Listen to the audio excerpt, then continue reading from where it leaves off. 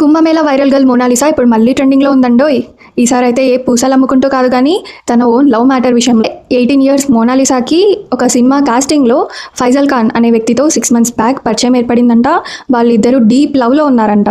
అది తెలిసిన parents object చేసి అమ్మాయిని వేరే వాడితో పెళ్లి కుదర్చారు అని చెప్పి కేరళకు వెళ్ళి అక్కడ ఒక టెంపుల్లో పెళ్లి చేసుకున్నారు వీళ్ళిద్దరు. ఈ స్టేట్మెంట్స్ అబ్బాయే ఇంటర్వ్యూలో చెప్తున్నాడు. మోనాలిసానే నాకు ఫస్ట్ ప్రపోజ్ చేసింది, నేను వద్దన్నాను, అయినా అమ్మాయి నేను లవ్ చేస్తున్నాను నిన్ను రియల్గా అని చెప్పింది. అప్పుడు నేను ఒప్పుకున్నాను.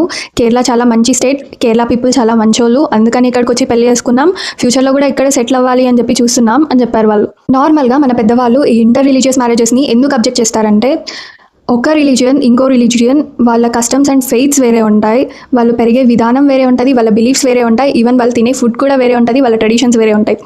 ఇవన్నీ వేరే ఉంటాయి కాబట్టి చిన్నప్పటి నుండి ఒక పద్ధతికి మనం అలవాటు అయిపోయి ఉంటాం. కాబట్టి సడన్గా పెళ్లి చేసుకున్న అమ్మాయి ఒక కొత్త ఇంటికి వెళ్ళి కొత్త మనుషులతో లాస్ట్కి ట్రెడిషన్స్ కూడా మారిపోతే ఆ మ్యారేజ్ అంతా సక్సెస్ కాకపోవచ్చు, క్లాషెస్ వచ్చి విడిపోవచ్చు అని చెప్పి జనరల్గా పెద్దవాళ్ళు ఇలా ఇంటర్ రిలీజియస్ మ్యారేజెస్ అంతగా సక్సెస్ కావు అని చెప్పి చెప్తుంటారు. అంటిల్ అండ్ అన్లెస్ ఇద్దరు కపుల్స్ చాలా మెచ్యూర్ అయ్యండి, ఈ కస్టమ్స్ అండ్ ట్రెడిషన్స్ పక్కన పెట్టి ఎమోషనల్గా కనెక్ట్ అయిపోయింది, అన్నిటికీ అడ్జస్ట్ అయితే తప్ప. బికాస్ పెళ్ళికి ముందు పరిచయం వేరు, పెళ్లి తర్వాత కలిసి జీవించడం వేరు.